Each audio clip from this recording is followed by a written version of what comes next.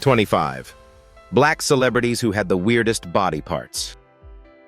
Hollywood has always told us what a perfect body should look like, but history tells a very different story. Some of the most unforgettable black legends didn't stand out because they fit the mold, but because their bodies broke it completely. Extra fingers, extreme height, visible scars. Rare conditions, these weren't hidden secrets. They were front and center. And yet greatness followed anyway, or maybe because of them. If these stories challenge how you see fame, talent, and identity, stay with us. Subscribe to Legends of Black Excellence and decide for yourself, are these bodies obstacles, or the very reason legends are born? Hound Dog Taylor. Born Theodore Roosevelt Taylor in 1915. Hound Dog Taylor grew up in Natchez, Mississippi, carrying a physical trait that would quietly shape his destiny. He had polydactyly, meaning 6 fingers on each hand, a condition that drew stares and superstition during his childhood in the segregated South. Yet when he picked up a guitar, those extra digits were no curse. They allowed him to attack the strings with unusual force, sliding, bending, and fretting in ways that sounded raw, frantic, and electric. By the time he settled in Chicago, Taylor had forged a sound that felt dangerous and alive, perfectly matching the noisy bars and smoky rooms of the 1960s blues scene. His playing was rough, unpolished, and impossible to imitate. Have you ever wondered how many musical legends were born from what society once called a flaw? Signed by Alligator Records, Taylor recorded albums that later influenced punk and garage rock musicians. He never tried to hide his hands. Instead, he let them speak loudly, proving that difference, when embraced, can become pure power. Antonio Alfonseca. Antonio Alfonseca was born in 1972 in the Dominican Republic with an extraordinarily rare condition: 6 fingers on each hand and 6 toes on each foot, totaling 24 digits. Growing up, this anatomical difference drew constant attention long before he ever stepped onto a professional baseball field. Yet when he began pitching, those extra digits subtly altered how the ball left his hand, creating movement that hitters struggled to read. Alfonseca reached Major League Baseball in 1997 and went on to pitch in over 500 MLB games across more than a decade, playing for teams including the Florida Marlins and Chicago Cubs. His durability and consistency earned respect, even from skeptics who initially focused more on his appearance than his performance. Nicknamed El Pulpo, the octopus Alfonseca never denied his uniqueness. Instead, he allowed results to speak for him. His career stands as proof that physical differences do not weaken competitiveness. They can quietly redefine it, one pitch at a time. DJ Paul. DJ Paul. Born Paul Duane. Beauregard in 1977 in Memphis, Tennessee, entered the world with a severe nerve injury known as Erb's palsy, leaving his right arm permanently underdeveloped and limited in movement. In a city where toughness often defined respect, that imbalance shaped his early confidence and pushed him inward. Instead of chasing attention, he sharpened his ear, studying rhythm, layering beats, and building dark, hypnotic soundscapes that would later redefine Southern hip-hop. As a co-founder of 3-6 Mafia, DJ Paul helped pioneer a grim, cinematic style that influenced trap music worldwide, culminating in an Academy Award win in 2006 for It's Hard Out Here for a Pimp. How often do hidden struggles become the engine behind creative greatness? Paul never marketed his condition for sympathy. He let consistency, production mastery, and longevity speak instead. His career proves that limitations don't always block the path forward. Sometimes they quietly redirect it towards something far more lasting. Dizzy Gillespie. Born John Burks Gillespie in 1917. Dizzy Gillespie reshaped jazz with a sound as bold as his appearance. While performing, his cheeks ballooned outward dramatically due to weakened facial muscles caused by years of intense trumpet playing.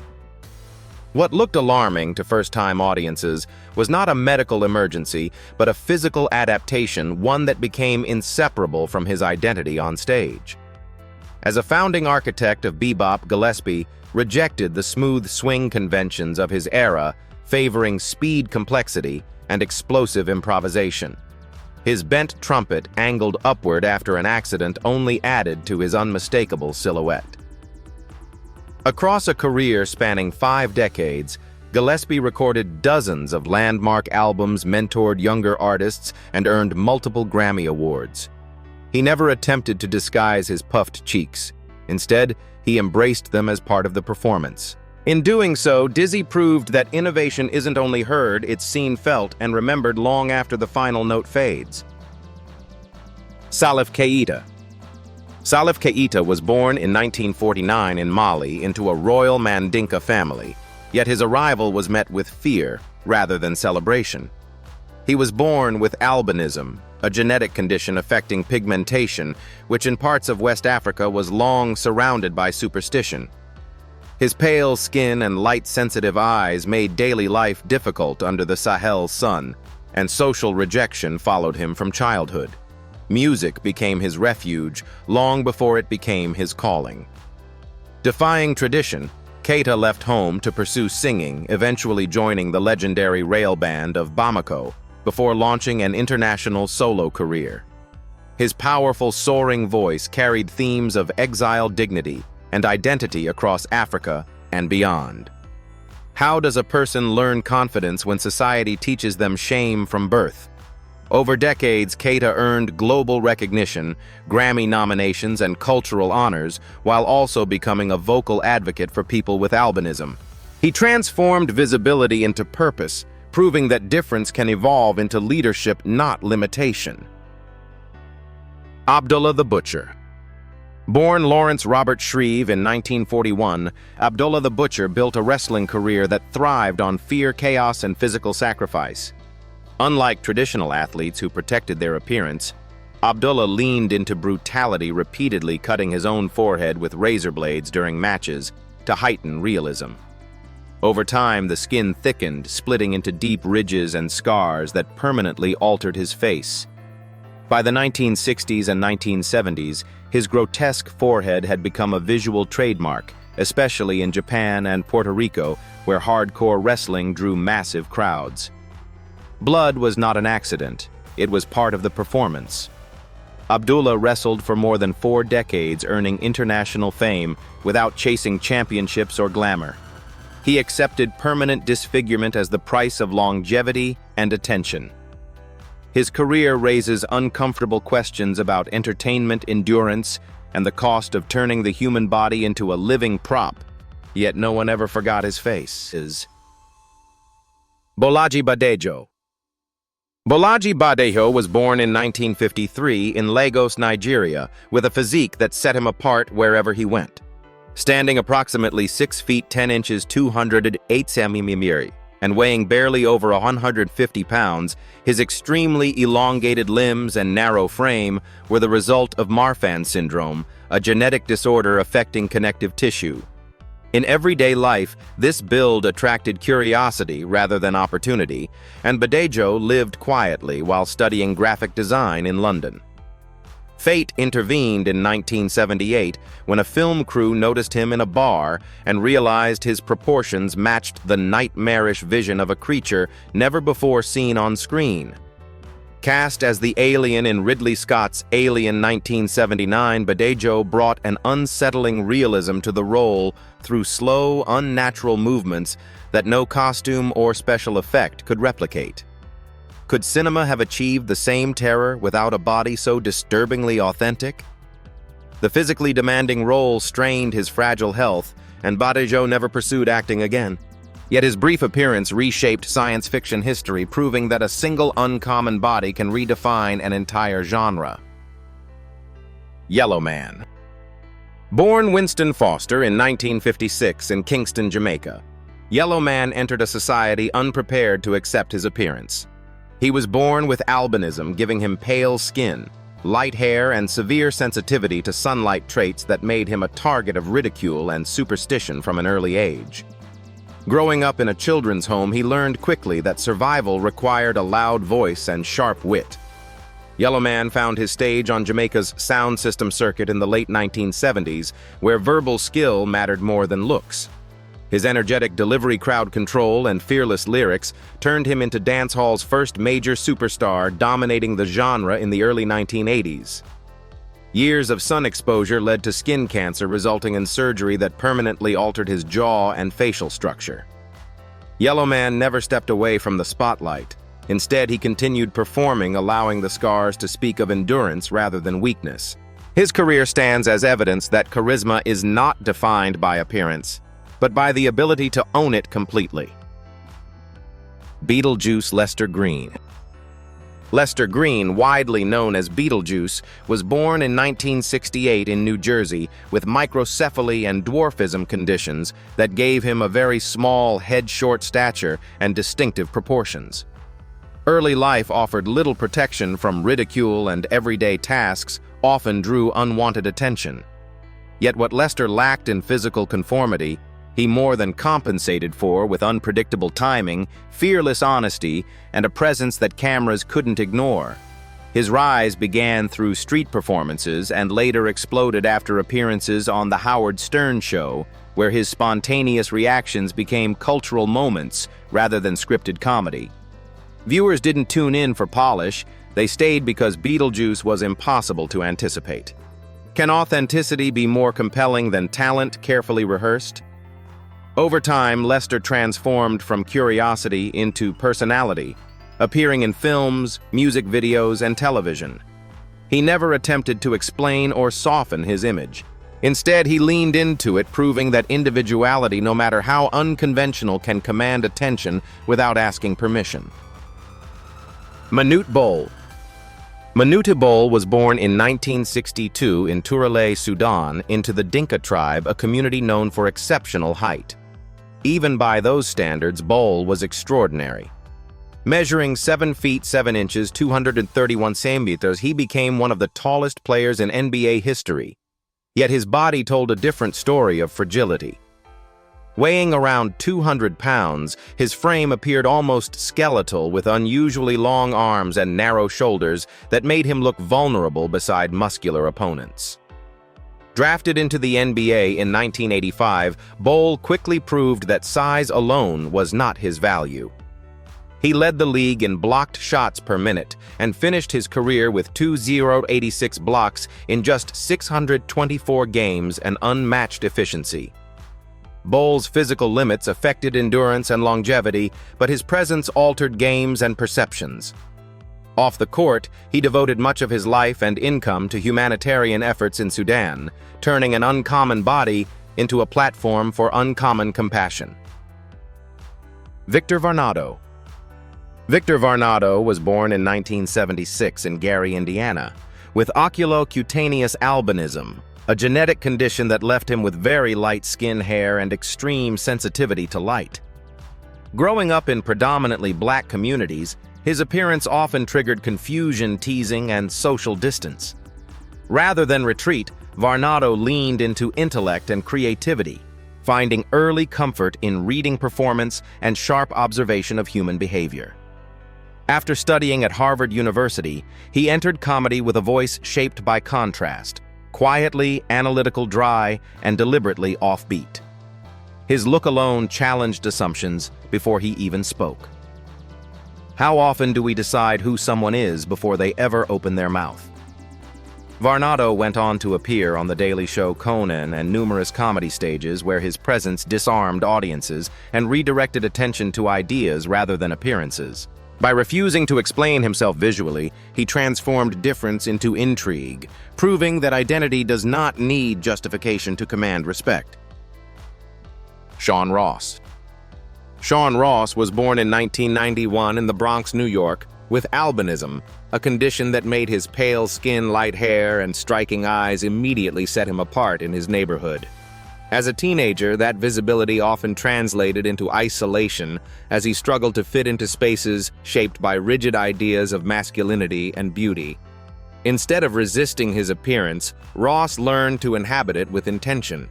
His breakthrough came when the fashion world began searching for faces that challenged tradition. Ross became one of the first openly gay male models with albinism to walk major international runways, appearing in shows for Givenchy, Alexander McQueen, and Rick Owens. Standing tall and confident under harsh lights, Ross transformed what once made him feel exposed into a source of authority. His angular build and luminous skin created a visual language that designers found impossible to ignore. More than a model, he became a symbol of visibility, redefining beauty through presence rather than conformity. Seal. Seal-born Seal. Henry Olusegun. Olumide Adeola.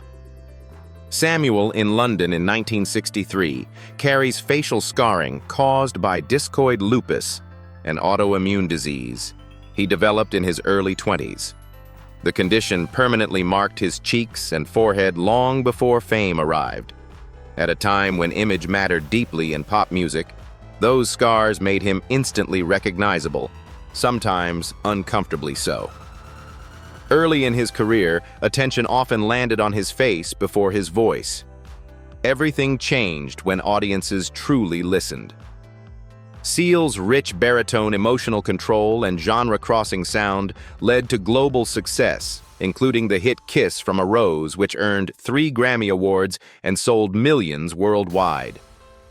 Do we really hear talent clearly when appearance challenges our expectations rather than conceal his scars? Seal allowed them to exist without explanation. Over time, they became part of his identity, symbolizing survival, depth, and authenticity. His career stands as proof that lasting artistry does not depend on flawless surfaces, but on what resonates long after the spotlight fades. Bushwick Bill. Bushwick Bill, born Richard Stephen Shaw in 1966, entered life with achondroplasia, a form of dwarfism that limited his height to just under 4 feet. In environments where physical dominance often equaled respect, his size made him an easy target for ridicule and dismissal. Yet Bill's presence was anything but small. His sharp voice, unfiltered intensity, and confrontational energy demanded attention the moment he touched a microphone. As a core member of the Ghetto Boys, Bushwick Bill helped define hardcore Southern rap in the late 1980s and early 1990s. His verses were vivid, unsettling, and brutally honest, matching the group's reputation for pushing boundaries. Rather than soften his image, Bill leaned into contrast, short stature, paired with uncompromising delivery. He refused invisibility, turning what others saw as weakness into provocation. His legacy endures as proof that power in hip-hop is measured by impact, not inches. Cat Williams. Cat Williams, born Micah Sierra Williams in 1971, never fit the physical mold traditionally associated with commanding stage presence. Standing about 5 feet 5 inches with a slim frame and sharp features, he looked almost fragile under bright lights. Yet the moment he began speaking, that impression vanished. His rapid-fire, delivery-piercing observations and fearless social commentary filled arenas far larger than his body suggested. Williams built his reputation through relentless touring and breakout specials like Pimp Chronicles, where timing and intensity mattered more than size. His physical contrast, small stature paired with explosive confidence became a visual amplifier for his words. Why do we assume authority must arrive in a large package, rather than compensating for his build? Williams used it, moving sharply across the stage, letting posture and motion accentuate punchlines. His career reminds audiences that presence is not measured in height or muscle, but in how completely someone owns the room once the spotlight turns on. Zmina Orr. Zmina Orr emerged in the late 2010s as a social media personality whose body became central to her public identity. Unlike entertainers shaped by genetics or illness, Orr openly acknowledged undergoing multiple cosmetic procedures, including Brazilian butt lifts and body contouring, resulting in extreme proportions, a very narrow waist contrasted with dramatically enlarged hips and buttocks. These alterations were intentional, designed for maximum visual impact in the attention-driven world of online platforms. Her appearance sparked constant debate, admiration, criticism, disbelief, often overshadowing any discussion of personality or skill. Yet Orr maintained control of her narrative, framing her body as self-expression rather than accident. Zmina Orr represents a modern chapter in celebrity culture where the body itself functions as branding. Her story raises complex questions about autonomy, beauty standards, and the psychological cost of visibility in a world that rewards extremes and rarely looks beyond them. Tony Cox. Tony Cox was born in 1958 in Manhattan, New York, with achondroplasia, a genetic condition that resulted in short stature, shortened limbs, and a proportionally larger head. As an adult, he stands just over 3 feet tall, a reality that made blending into everyday spaces nearly impossible. From childhood onward, attention arrived before introductions, shaping how the world interacted with him long before his personality had a chance to lead. Cox entered acting knowing his body would define the types of roles offered, yet he approached the industry with precision and patience. His sharp timing and controlled expressions led to memorable performances in films such as Bad Santa Beetlejuice and Me, Myself, and Irene. When appearance opens the door, what keeps someone inside the room for decades? Rather than chasing sympathy, Cox built longevity through professionalism and consistency. He demonstrated that visibility alone doesn't sustain a career, discipline does. His presence on screen reminds audiences that lasting impact often comes from reliability, not novelty. Nelson de la Rosa. Nelson de la Rosa was born in 1968 in the Dominican Republic with primordial dwarfism, a rare condition that limited his adult height to just 28 inches 71 centimeters, making him one of the smallest men ever recorded. His proportions were fully adult, yet his size often led people to react with shock rather than understanding. Everyday activities required adaptation, and public life offered little privacy. Despite this, De La Rosa entered entertainment where his appearance quickly drew global attention. He appeared in films such as The Island of Dr. Moreau 1996 and was officially recognized by Guinness World Records as the world's shortest man for a period of time. Behind the headlines, Nelson faced serious health challenges related to his condition. He passed away in 2006 at the age of 38. His life reflects the double-edged nature of fame, where recognition can bring opportunity, but also relentless scrutiny that few bodies are built to endure. Taye Diggs. Taye Diggs, born Scott Leo Diggs in 1971, is widely recognized for his polished presence on stage and screen.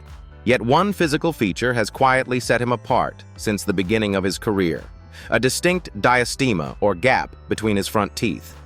In an industry historically obsessed with symmetrical perfection, that gap stood out especially as Diggs rose to prominence through Broadway productions like Rent and later transitioned to film and television. Early on, there was subtle pressure to fix it, a common suggestion in Hollywood where cosmetic alterations are routine. Diggs declined. Instead, he allowed the feature to remain part of his visual identity, lending warmth and authenticity to roles in How Stella Got Her Groove Back, Private Practice, and beyond. When does embracing a small imperfection become an act of self-definition? Over time, the gap became inseparable from his charm. Diggs' choice underscored a broader truth: confidence often resonates more deeply than correction, especially when the camera is always watching. J.J. Weaver. J.J. Weaver became widely known not because of superstardom contracts or championship rings, but because of a body that seemed to defy normal basketball proportions. Standing around 6 feet tall, Weaver drew attention for his exceptionally long arms, giving him a wingspan that appeared far greater than expected for his height. Photos and game footage circulated online, showing his reach disrupting passing lanes, finishing plays at awkward angles, and defending shots that looked untouchable. Unlike many athletes whose physiques are sculpted through strength or bulk, Weaver's advantage came from leverage and timing. His arms changed how opponents approached him on the court, forcing hesitation and misjudgment.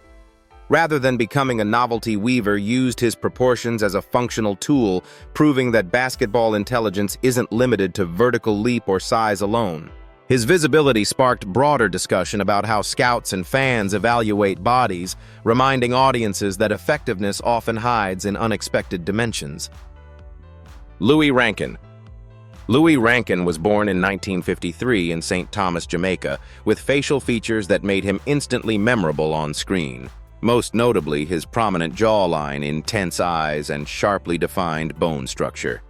While not a medical condition, his appearance carried a natural severity that casting directors repeatedly associated with authority, danger, and unpredictability.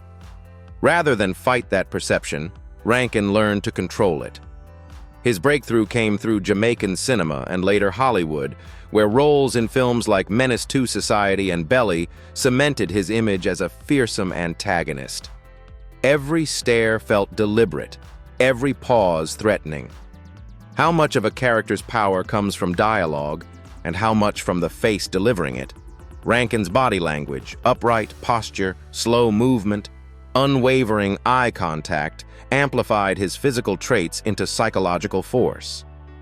Off-screen, he was known as thoughtful and soft-spoken, a contrast few expected.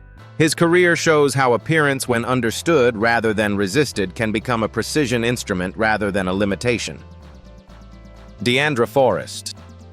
Deandra Forrest was born in 1989 in Tanzania with albinism, a genetic condition that affects pigmentation and vision. Growing up, her light skin and hair marked her as different in environments where misunderstanding about albinism often led to isolation and danger. After relocating to the United States, Forrest faced a new challenge navigating an image-driven culture that rarely allowed women with her appearance to be seen as aspirational. That changed when the fashion industry took notice. Forrest became one of the first female models with albinism to work at the highest level, appearing in major runway shows and editorial campaigns. Her gaze posture and calm confidence shifted attention away from novelty and toward elegance. Beyond modeling, Forrest became an advocate, using her visibility to educate about albinism and challenge harmful myths. She did not allow her body to be explained by others. Instead, she redefined how beauty, strength, and presence could coexist in a space that once excluded her entirely. Crondon Marvin Jones III. Marvin Jones III, professionally known as Crondon, was born in 1976 in Los Angeles, with albinism, a genetic condition that affects skin pigmentation and vision. His light complexion, silver hair, and sensitive eyesight made him visibly different from an early age, particularly within Black communities, where misunderstanding around albinism often led to isolation. Rather than shrinking from attention, Crondon developed a sharp sense of self through music, poetry, and later acting. He first gained recognition as a member of the hip-hop group Strong Arm Steady, where his lyricism reflected discipline, restraint, and depth rather than spectacle. Later, his striking appearance opened doors in film and television, most notably his role as Tobias Whale in the series Black Lightning.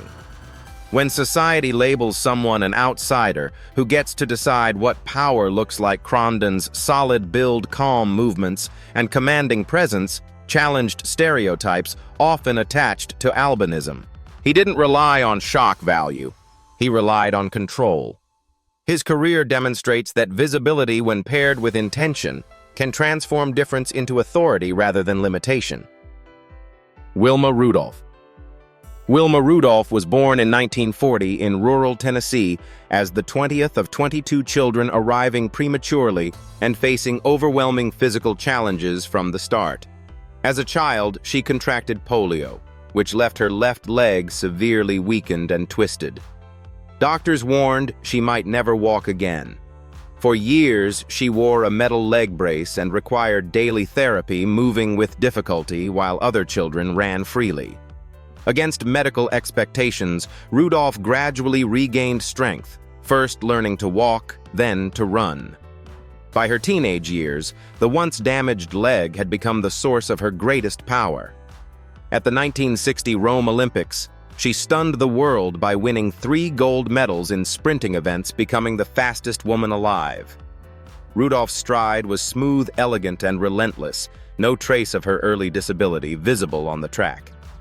Beyond medals, she became a symbol of resilience during the civil rights era. Her body told a story science couldn't predict, proving that limitation is not destiny when determination leads the way. Cardi B. Cardi B, born Belcalis Marlenis Almanzar in 1992 in the Bronx, rose to fame in an era where the female body was constantly measured, edited, and judged in public. Unlike many celebrities who avoid the topic, Cardi has been unusually transparent about undergoing cosmetic procedures, including breast augmentation and buttock injections, early in her life choices she later publicly warned others about due to medical risks.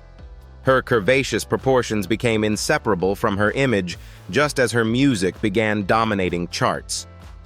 As her career accelerated, Cardi shifted focus from appearance to performance, releasing Invasion of Privacy in 2018, which earned her a Grammy Award for Best Rap Album. Why do audiences remember a body before they remember the voice behind it? Cardi B's evolution reflects changing power dynamics in fame. By reclaiming control of her narrative, she turned scrutiny into honesty. Her story highlights how physical transformation, when openly addressed, can spark necessary conversations about autonomy, pressure, and responsibility in modern celebrity culture. From extra fingers and towering frames to scars, albinism, and bodies reshaped by choice or survival, these 25 Black celebrities remind us that greatness rarely fits a standard mold. Their physical differences were not side notes, they influenced how the world reacted, judged, and remembered them. Some turned biology into advantage, others transformed pain into visibility, and a few sparked discomfort simply by existing in public. But here's the question that lingers for legends of Black excellence. Do we celebrate their talent because they overcame these differences, or do we still subconsciously need their bodies to be unusual before we truly pay attention?